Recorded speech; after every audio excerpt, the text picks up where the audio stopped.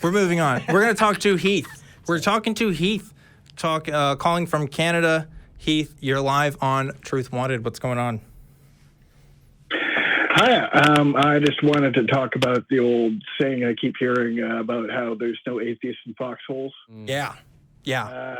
Pretty gross. I think It's not true. Yeah. got a lot to do with my way I was raised. I was raised an atheist. And when I was a fisherman, I had some close calls, very kind of slow close calls. Like we were fishing on Pierce Canal and the Nass River, which is just south of the Alaskan Panhandle. And we were taking more risks than we should have because the province changed the regulations on fishing and made us take absurd risks to keep the boat. So we're in this really strong tide, and our trawl net gets hooked up on a log because there's a lot of logging up around there, and the tide is pulling us along, and it's just rolling the boat over. Swings the boat 90 degrees, so now we're sideways to the current, and we're still basically anchored to the ocean floor by very high up in the mast. And it's pulling us over further and further and further. And I had a lot of time to go, oh, this is it. I'm going to die. And I got to the point where and this boat lies pretty high in the water, and I'm standing, my boots are in the ocean. Like we're rolled over so far, I'm like standing in the ocean, and the gunnels are completely swamped. And because of the risk of losing the boat, that happened 2 more times that week. That happened 3 times in a week. Wow. Where I was just like, oh, this is it. I'm screwed.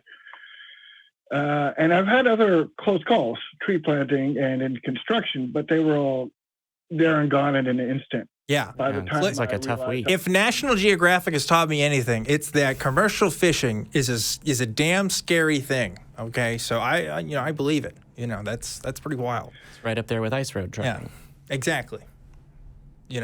But go ahead, Heath. Well, it wasn't until years later that I even made the connection to the foxholes. Like the idea of thinking about God at a time like that was the furthest thing from my mind. Yeah. Like I swear I didn't connect it for years. Yeah. And I'm not trying to dunk on people. Like I know this has got to do with how I was brought up.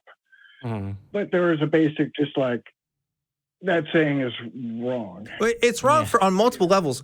First of all, it's a self-report, right? There again, I'm using a lot of Gen Z language tonight.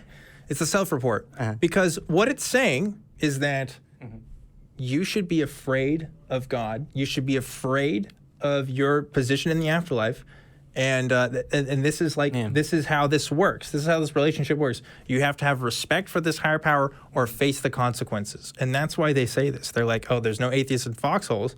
Because reasonable people are going to be fearful of their afterlife consequences when it's most immediate a threat, right? And that's what it is. Like a lot of people's religion is a fearful one. Mine was definitely somewhat based in fear. I was definitely afraid of going to hell. Like that's part of what keeps people in. Yeah, it's fear, shame, guilt, belonging. Pick your various types of those flavor groups for your religion. Yeah. But I get what you're saying a lot. I've not had that type of, oh my goodness, I now need to pray, even when I was raised religious.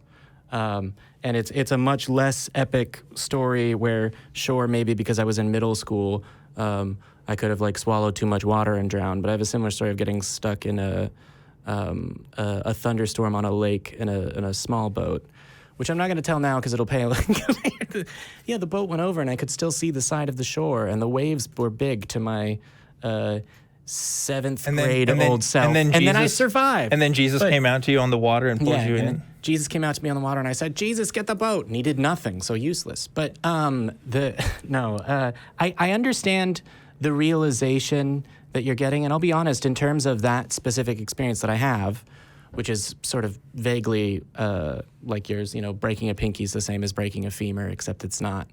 That's a really interesting realization of it just didn't occur to me to think about God in that moment, because it doesn't occur to me either. And I think It's worth saying again because it's better not to stop and pray if there's something helpful and useful that you can do in a life-threatening situation for yourself and other people.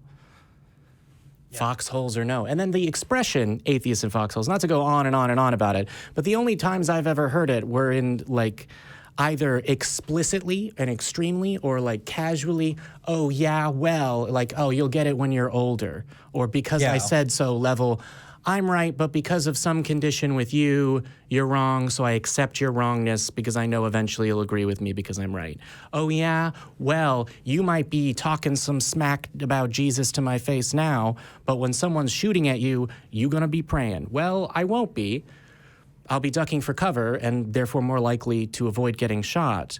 But I think there's something to be said about how dismissive and unhelpful that attitude is. Yeah, for sure. Heath, what do you think?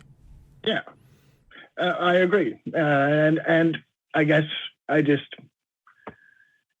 I've never liked that statement either. It's always seemed kind of like a weak kind of, I'm not going to argue anything properly. I'm just going to try and with a. It's a weak out. It's fear. And, you know, I say fire back. You say there's no young earth creationists in anthropology departments. I don't know. You can, you do something with it. Like, but no, again, like it is fear. It is a self-report. It is saying what the relationship in this religion is supposed to be. And that is fear. Right. And some Christians are very honest about it. They're like, yeah, you're supposed to be afraid.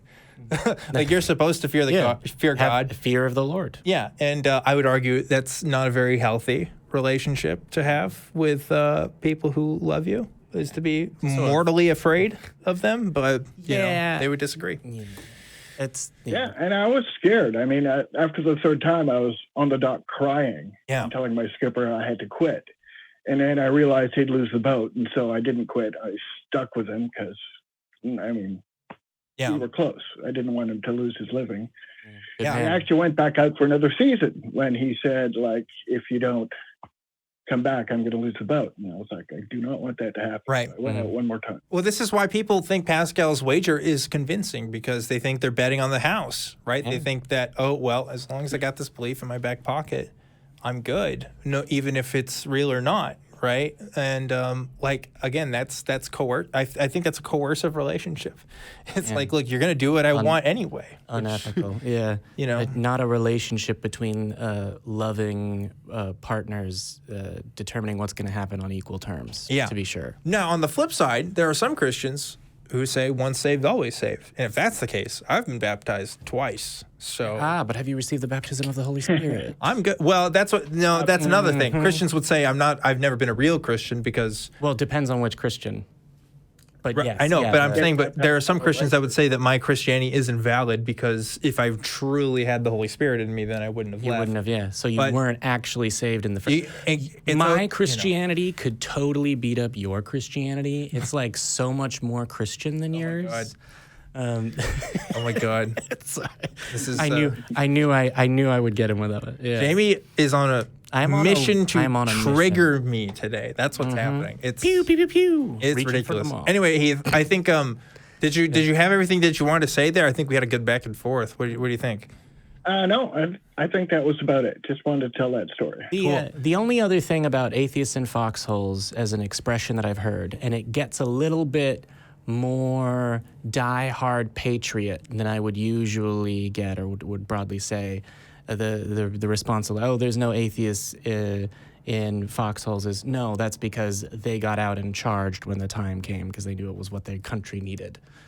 Yeah. Which is a very specific response, but it's the most impactful one I've ever heard. When I think of no atheists in foxholes, I think of like Bush-era atheist debates, honestly. Like, I don't know. I don't think I didn't have a lot of Bush-era atheist debates. Well, I'm saying that time period where like. Well, no, that's what I mean. Is like I was dealing with other stuff. So what were they like particularly? I wasn't there. I'm just saying when I think of like old, it seems like an older argument to me. I don't really hear people say it as much today, but like I guess it's still a thing. Anyway, Heath, thanks so much for your call. Appreciate your time there and for sharing that story. Yeah, thank you for the story, the topic, you enabling me to be an agent of chaos. You are an agent of chaos, but in a fun way. Yeah. I I am queen of having a good time.